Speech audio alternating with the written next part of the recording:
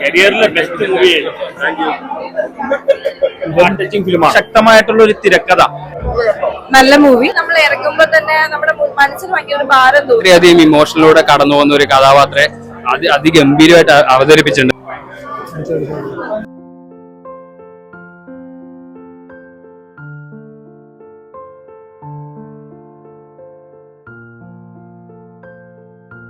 Heart touching ഫിലിമാണ്. ഒരുപാട് ശേഷം നല്ല സിനിമ കാണാൻ പറ്റി. ഒരു സെന്റിമെന്റൽ ഫാമിലി ഫിലിമാണ്. ഫസ്റ്റ് ഹാഫ് കണ്ട് മാത്രം ജഡ്ജ് ചെയ്യണം, മുഴുവൻ കാണണം. കാരണം ഫസ്റ്റ് ഹാഫ് മാത്രം കാണുമ്പോൾ എനിക്കൊന്നും തോന്നിയിട്ട് പാർട്ട് കഥാപാത്രം ചെയ്ത് ശരിയല്ലെന്ന് തോന്നുന്നു. സെക്കൻഡ് ഹാഫ് കാണുമ്പോൾ മനസ്സിലാവും അത് ചെയ്ത് ശരിയാണ്. അപ്പൊ നല്ലൊരു ഫിലിമാണ്. ഇങ്ങനെ പടം വന്നിട്ട് കുറെ നാളായി. പാർവതിയും ഉർവശി മത്സരിച്ച് അഭിനയിച്ചത് നല്ലൊരു ഫിലിമാണ്. ഹൃദയം ടച്ച് ചെയ്യുന്ന ഫിലിമാണ്. ഇങ്ങനെ പടം എല്ലാവരും തിയേറ്ററിൽ പോയി കാണും. ഫസ്റ്റ് ഹാഫ് കണ്ട് മാത്രം കൺക്ലൂഡ് ചെയ്തിട്ട് മുഴുവൻ കാണും. ഒഴുക്കുന്ന ചിത്രം തീർച്ചയായിട്ടും നമ്മുടെ പാർവതി അതേപോലെ തന്നെ ഉർവശി ചേച്ചിയുടെ അഭിനയം കാണാൻ ഞാൻ വന്നത്. അവരുടെ അഭിനയം മാത്രമല്ല, ഇതിലെ ഓരോ കഥാപാത്രങ്ങൾ അവരുടെ റോള് ഭംഗിയാക്കിയിട്ടുണ്ട്. തീർച്ചയായിട്ടും അതിശക്തമായിട്ടുള്ള ഒരു തിരക്കഥ. സംവിധായകൻ ക്രിസ്റ്റി ടോം അദ്ദേഹം നല്ല രീതിയിൽ തന്നെ ഈ ഒരു ചിത്രം അണിയിച്ചൊരുക്കിയിട്ടുണ്ട്. പാർവതിയും അതേപോലെ ഉർവശി ചേച്ചിയും ഇല്ലെങ്കിൽ ഈ ഒരു ചിത്രം പൂർണ്ണമാവില്ല എന്ന് തന്നെ പറയാം. അത്ര അതിമനോഹരമായിട്ടാണ് അവരുടെ ഓരോ രംഗങ്ങളും സംവിധായകൻ ഒപ്പിയെടുത്തിരിക്കുന്നത്. തീർച്ചയായിട്ടും എല്ലാത്തരം പ്രേക്ഷകർക്ക് കാണാൻ പറ്റിയ ഒരു നല്ല ചിത്രമാണ് ഉള്ളൊഴുക്ക്. നല്ല മൂവി, എന്താ പറയാ, കാണുന്ന മൂവി. ഉള്ളൊഴുക്കുള്ള പടമാണ്. ഉള്ളൊഴുക്കുള്ള പുരുഷന്മാർക്കും സ്ത്രീകൾക്കും എല്ലാം ഒരേപോലെ എന്താ പറയാ ഫീൽ ഗുഡ് മൂവി. അതേപോലെ തന്നെ ഉർവശി മാഡത്തിന്റെയും പാർവതി മാഡത്തിന്റെയും ഇങ്ങനൊരു കോമഡി പ്രതീക്ഷിച്ചു. പക്ഷെ അല്ല, നല്ലൊരു അമ്മ, നല്ലൊരു മകൾ കൊള്ളാം. പടം നല്ല പടം, ഭയങ്കര അടിപൊളി പടമാ. കണ്ട് നമ്മൾ ഇറങ്ങുമ്പോ തന്നെ നമ്മുടെ മനസ്സിൽ ഭയങ്കര ഒരു ഭാരം തോന്നും. ഉർവശി ആയാലും പാർവതി ആയാലും നമ്മുടെ മനസ്സിൽ ഭയങ്കരമായിട്ട് തങ്ങി നിൽക്കുന്ന തരത്തിലുള്ള പെർഫോമൻസ് രണ്ടുപേരും ചെയ്തിട്ടുണ്ട്.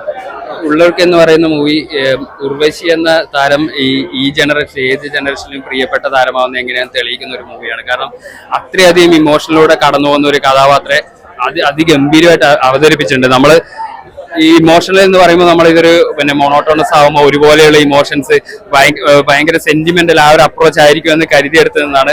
വളരെ സർപ്രൈസിംഗ് ആയിട്ടുള്ളതാണ് ഉർവശി ഈ കഥാപാത്രത്തിൽ ചെയ്തിരിക്കുന്നത്. കാരണം വളരെ സ്ലോ പേസിലുള്ള മൂവിയാണെങ്കിൽ ഈ സിനിമയ്ക്ക് ഒരു ത്രില്ലർ സ്വഭാവമുണ്ട്. കാരണം ഇതിലെ എല്ലാ ക്യാരക്ടേഴ്സും ഒന്നല്ലെങ്കിൽ മറ്റൊരു തരത്തിൽ പല സീക്രട്ടുകൾ ഹൈഡ് ചെയ്യുന്ന ടൈപ്പാണ്. അപ്പം ഇത് ഈ സീക്രട്ട് ഏത് സമയത്ത് ഇവർ പറയും, പറയുമ്പോൾ റിയാക്ഷൻ എന്തായിരിക്കും എന്നറിയാനുള്ള ഒരു പ്രത്യേകതരം ആങ്സൈറ്റി ഈ സിനിമ ഉണ്ടാക്കുന്നുണ്ട്. അപ്പം ഈ ആങ്സൈറ്റി അഭിനയിക്കുക എന്നുള്ളത് വളരെ ഇമ്പോർട്ടൻസ് ആണ്. ഒരാളുടെ ഉള്ളിലുള്ള ആ വേദന എങ്ങനെ അടക്കി വെക്കും. അതുപോലെ തന്നെ അതിന് ഈക്വലി കോംപ്ലിമെന്റ് ചെയ്യുന്ന രീതിയിലാണ് പാർവതി ചെയ്തത്. പക്ഷെ ഈ സിനിമ എനിക്ക് തോന്നുന്നു കൂടുതൽ ഫോക്കസ് ചെയ്യുന്ന ഉർവശിക്കാണ്. പക്ഷെ കൂടെ നിന്ന് ഇതുപോലെ ആ ഇമോഷനിലൂടെ സഞ്ചരിച്ച് വേറൊരു കഥാപാത്രത്തെ ഫലിപ്പിക്കുക എന്നത് എനിക്ക് തോന്നുന്നു ഈ ജനറേഷനിൽ ഒരുപക്ഷെ പാർവതിക്ക് മാത്രമേ സാധിക്കുകയുള്ളൂ. കാരണം ഉർവശിയുടെ കൂടെ സ്ക്രീനിൽ നിൽക്കും. അതുപോലെ അലൻസിയർ വളരെ കുറച്ച് റോളുകളുണ്ട്. അലൻസിയർ ഒരു അവാർഡ് വിന്നിങ് ആക്ടറാണ്.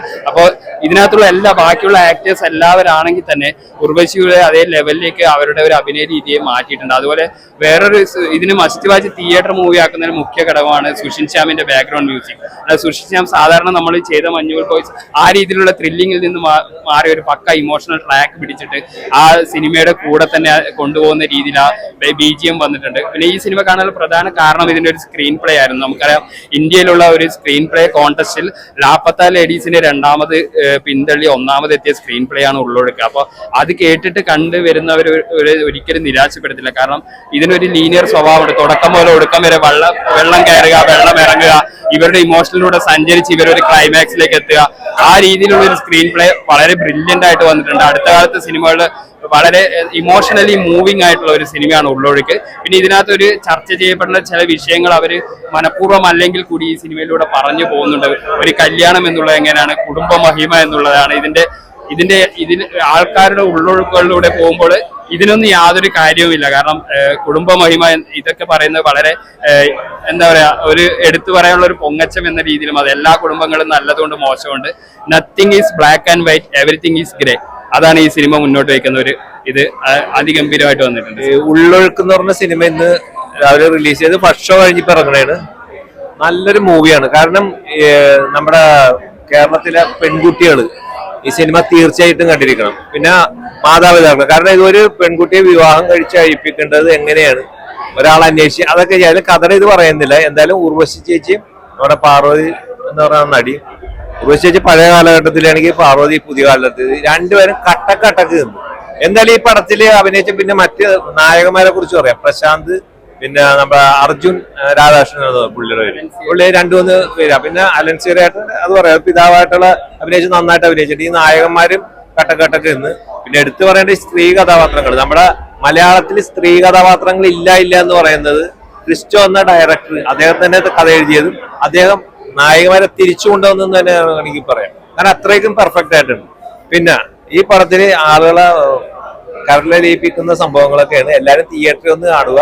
ഒരു നല്ല ചിത്രം, നല്ലൊരു മെസ്സേജ് ഈ കേരളത്തിലെ പെൺകുട്ടികൾ കണ്ടിരിക്കേണ്ട ഒരു ചിത്രം തന്നെയാണ് അടിവരയിട്ട് പറയാം. കാരണം ഇവര് കണ്ടിരിക്കണം. ഇതിന്റെ ക്ലൈമാക്സ് ഒന്നും ഞാൻ പറയുന്നില്ല, എല്ലാവരും വന്ന് കാണുക.